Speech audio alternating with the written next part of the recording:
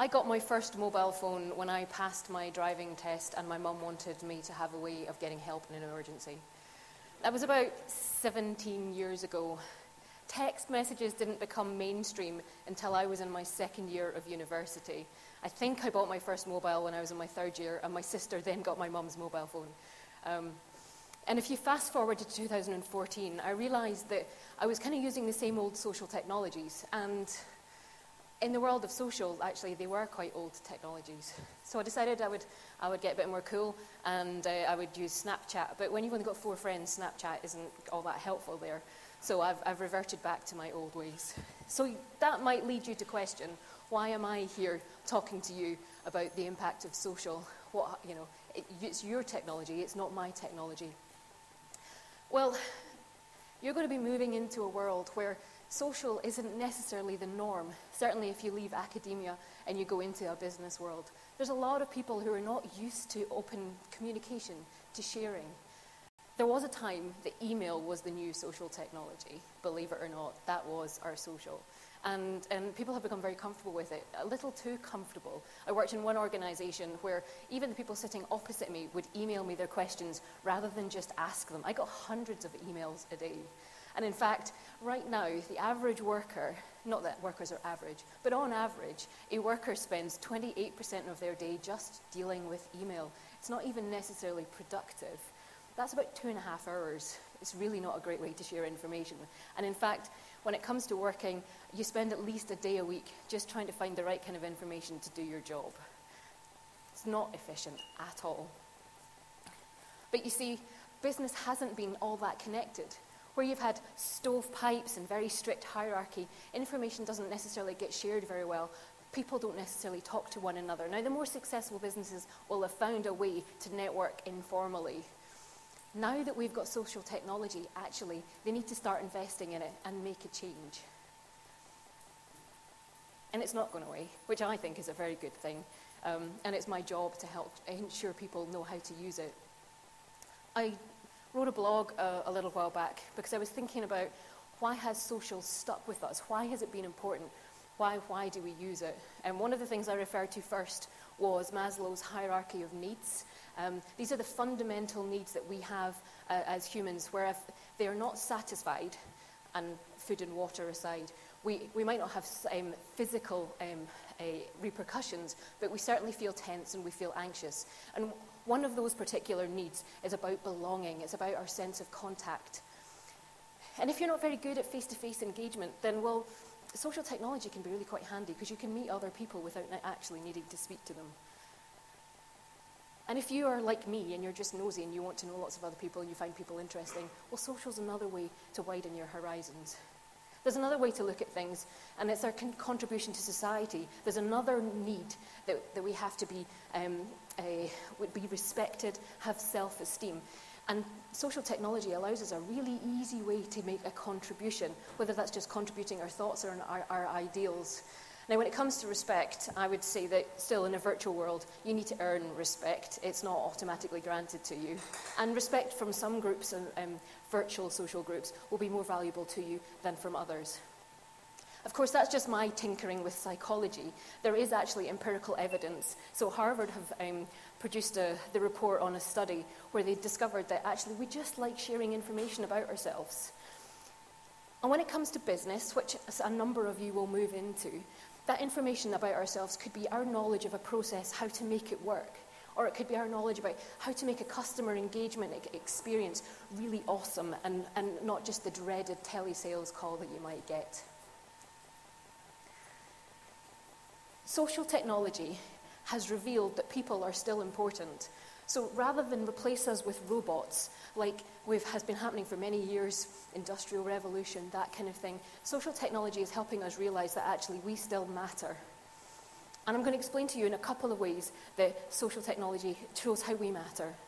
So the first one is to do with us in a commercial world and us as purchasers. Now, I don't know about you. Tyler Durden from Fight Club thinks you are not a unique and beautiful snowflake. But snowflakes, I would say to you that you are. The experiences and events that have happened in my life make me very different to you, and you're probably quite glad of that. I am a different person. I want to be treated differently to somebody else because I am different to them. I have different values. And the company that I work for now, our research has developed technology that helps us understand from social media who we are as people. So we start with our social media, whether it's Facebook or Twitter or Blogger or one of these channels that we're using to share information about ourselves. And we feed it into analytical models, multidimensional analytics for individuals. And we start to identify the intrinsic traits that we have as people, what our values are, what our needs are, our social genomes, our emotional behaviours. And then we aggregate that together to start to understand how groups work together. And we feed that back into our analytics and become incredibly intelligent about it all. This is something we call System U, because it's all about you. Get it? This is what the output looks like. This is the really basic output, as in just to show me a picture of what it tells me about myself. It tells me that I'm a Midnight Friday tweeter, which everyone laughed at when I told them at work. It might not be what you think it is. I think it's more that it's the sign of a lonely late-night worker. It means that I tweet most often in the evenings and I tweet most often on a Friday, so that happens to come to a Friday midnight. But in this hypothetical situation I want to tell you about, there's a shoe retailer and they want to sell me a pair of shoes. Now, you might not think that's all that difficult, but I can be quite choosy, and I do like my shoes. I know what I'm talking about. So what they do is they take that chart and really look at the information that it's telling them. It tells them about me as a person. Tells them I'm a bit of a perfectionist. I might be quite organized. I value self-enhancement. And the people, my network, the people around me, think about the same things, would respond to the same kind of ideals. And crucially, when they're doing this analysis, they know that Friday night is a good time to get in touch with me. They've got 3 pairs of shoes that they want to sell me. The first one they look at and they say, not modern enough. It's not something she's going to pick, so we'll rule that one out. The second pair, well, she kind of likes classy stuff, self-enhancement, so we're going to rule that out. And the third pair of shoes is what she's going to pick instead. And actually, if I could find them, because this was just a photo, I probably would buy them from the internet. So what they do is they then send me a tweet that uses phrases that matter to me. So dress for success and high quality. Bring a friend and we'll give you and maybe your friend a discount. And they send it on a Friday night. Right now, Facebook is trying to sell me lots of slimming aids. Don't laugh. And it's not what I'm looking for. It's not important to me right now. In 2012, in America, they spent $175 billion on unsolicited marketing stuff, whether that was email or calls. And about 165 billion of that, so most of it, was completely wasted. Think of the Lego and the shoes that I could buy with that money. I mean, it's just insane. So if we had that technology, and we do, we just need our retailers to use it now, how much more personal would this social experience be? That was me as an individual. What about me as an individual not buying, but actually trying to make my idea real? You've all been in university for a number of months, potentially years now. Looking at this particular option, not fail or fail, what would you choose? I'm not asking for anyone to say anything out loud, but I suspect I know what your answer probably would be, especially if you're very close to finals. But I want to think about it in a different way. If you copy somebody else's work in academia, that is plagiarism, and it is frowned upon. It's not good if you're caught.